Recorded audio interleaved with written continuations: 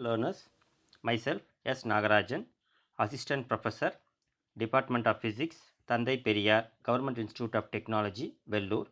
In this presentation, I am going to discuss the topic thermal conductivity of good conductor by Forbes method. Here it is the Forbes apparatus diagram. It consists of a long rod which is heated at one end by a steam chamber, and after the steady state is reached after some time, the steady state temperature means the temperature of the rod at various places from the hot end shows different temperatures on the inserted thermometers but not change with time.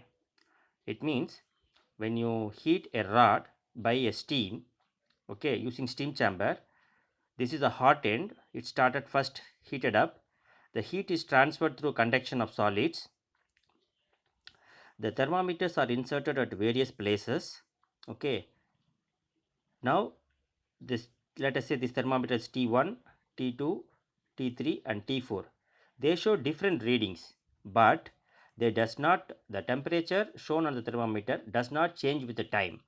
The temperature changes only with respect to distance. Such a state is called steady state temperature, right? The hot end,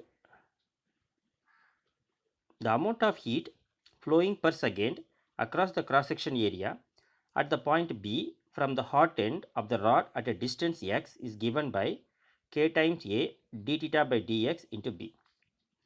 Amount of heat flowing across the section B of the rod is equal to the heat lost by the radiation by the rod from section B to C. That is, let us say consider at some point B along the rod at a distance x. Now, once the steady state is reached, the amount of heat conducted along the rod till the point B is equal to the heat lost by radiation by the same rod beyond the point B, that is from point B to C. This is the condition.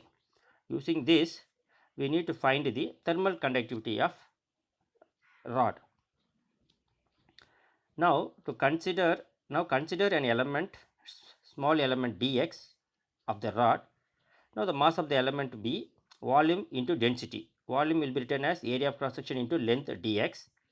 Now heat lost by the element per second is now A times dx rho s d theta by dt, where rho is the density of the material, s specific heat capacity of the material, and d theta by dt is the temperature gradient of the material. Now the total heat lost by portion of the rod between B and C is given as integral B to C A times dx rho x s dt by dt. Now under the steady state condition, K times A is equal to d theta by dx at point B should be equal to integral B to C A dx rho s d theta by dt. That is, this is the left hand side is heat conducted along the rod till the point B should be equal to the amount of heat lost by radiation from the point B to C along the rod. So now what we need is expression for K, thermal conductivity of a good conductor. K is equal to rho times S integral B to C dx d theta by dt. Everything divided by d theta by dt at point B. Now this experiment, to find the value of K, we need to find d theta by dx at point B. One other one is this integral B to C dx d theta by dt. Now this experiment is separated into two parts. One is static part, another one is dynamic part.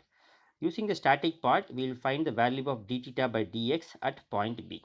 Now when the rod is heated by steam at one end, the temperature shown in various thermometers from hot end to the cold end of the rod are noted.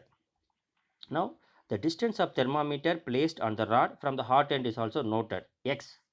We are noting down the temperatures shown in thermometers T1, T2, T3, T4, and also the distance from the hot end where the thermometers are kept, T1 like x1, x2, x3, x4.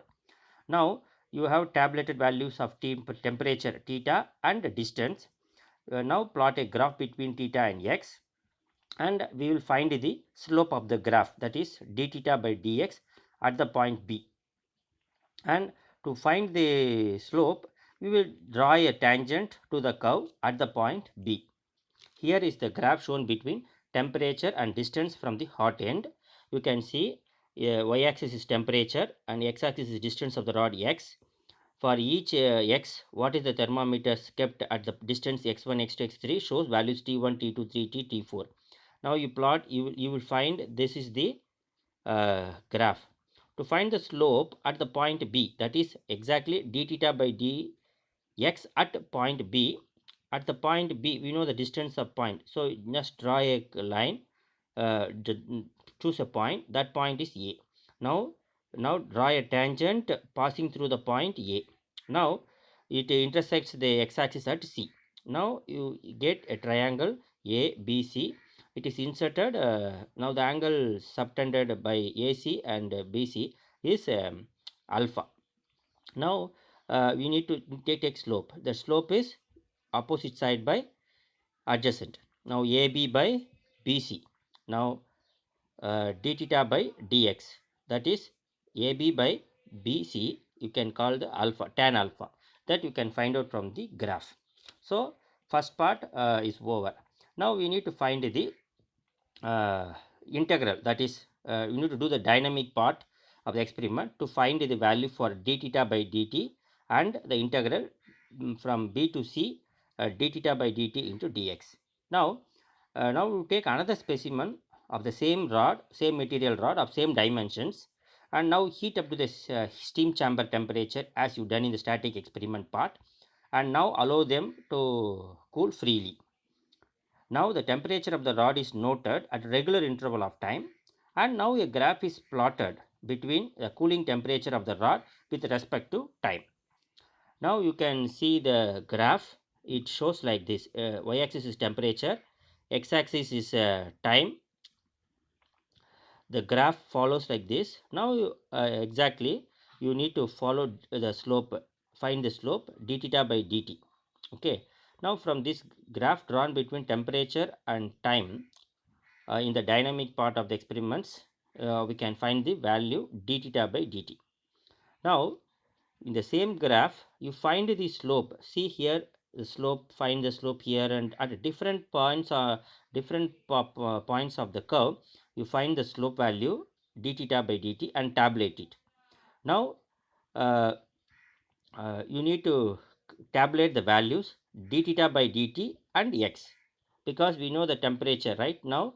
That temperature at x1 shows this d theta by dt.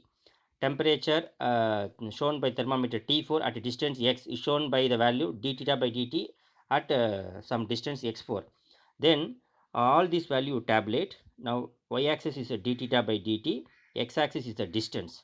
Now by plotting this graph, you can find an area between the point B and the last end, that is cold end of the rod.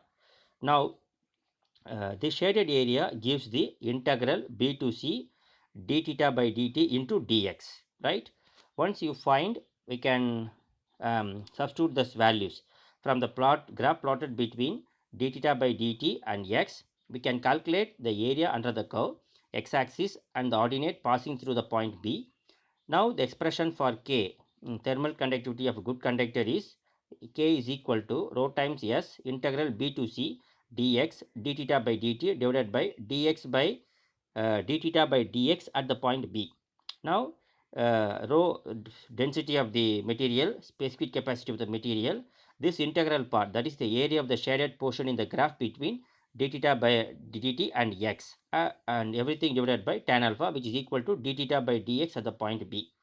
Once you find these values, we can calculate the coefficient of thermal conductivity of a metallic rod. Okay, but the drawback of this method is it's a time consuming one and non-uniform distribution of heat along the material, right? In this first method, just want to recall you, first we had a static part, another one second we have dynamic part. In the static part, what we are doing is we are taking values of temperature versus distance, that is how thermometers the thermometer readings kept at various places from the hot end T1, T2, T3, T4, showing the values theta 1, theta 2, theta 3, theta 4, and places x1, x2, x3, x4. From that graph, we find the slope of the graph, that is equal to tan alpha, that is in static part. In the dynamic part, first we will find the graph. First we draw a graph between theta and time, that is now the dynamic part, same rod is taken, heated up to the steam chamber temperature, and then now it is allowed to cool freely. Now you have a cooling temperature theta versus time t. Now you draw a graph, then from the graph you will find the d theta by dt for various temperatures, right? On tabulating the values of d theta by dt and distances, various distances x1, x2, x3, now we will plot a graph, and from the area of that graph we can calculate the value, that is numerator part, times rho s and divided by the tan alpha will give you the thermal conductivity of the good conductors. Thank you for watching.